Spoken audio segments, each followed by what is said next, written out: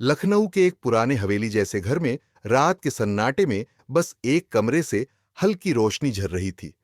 दीवार पर टंगी घड़ी 12 बजा रही थी और कमरे में प्रिया अपने लैपटॉप पर स्केच बना रही थी।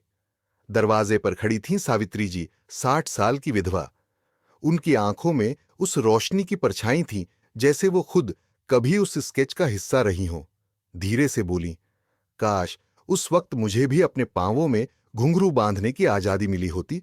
उनके मन में वो पुराने दिन घूम गए जब वो एक बेहतरीन कथक नृत्यांगना बनना चाहती थीं, पर समाज और परिवार के बोझ ने उनके सपनों की आवाज को धीमा कर दिया था। सुबह होते ही घर में हलचल मच गई। राजेश, उनका बेटा, एक सख्त स्वभाव का बैंक मैनेजर, गुस्से में बोला, प्रिया, ये डिजाइनिंग विजाइनिंग सब छोड़ो। घर की जिम्मेदारियां पहले हैं। दिवाली आने वाली है, मां अकेली सब नहीं कर पाएंगी। प्रिया की आंखों में आंसू छलक पड़े, पर उसने कुछ नहीं कहा। दरवाजे के पीछे खड़ी सावित्री जी सब सुन रही थीं। चेहरा शांत था, मगर भीतर कोई तूफान उठ रहा था। शाम को घर के आंगन में सावित्री जी ने राजेश को बुलाया।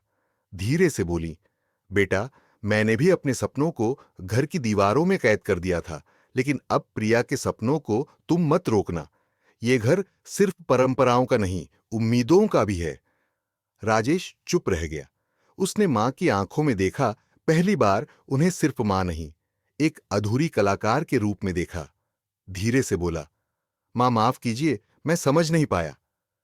अगले दिन प्रिया अपने कमरे में उदास बैठी थी।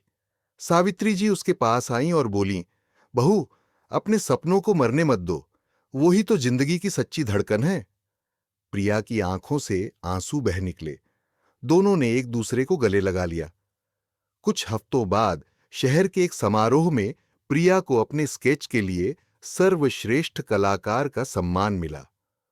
उस स्केच में सावित्री जी कथक करती नजर आ रही थीं। दोस्तों, कभी-कभी पीढ़ियों के बीच की दीवारें गिरती नहीं, बस एक सच्चे रिश्ते की गर्मी से पिघल जाती हैं।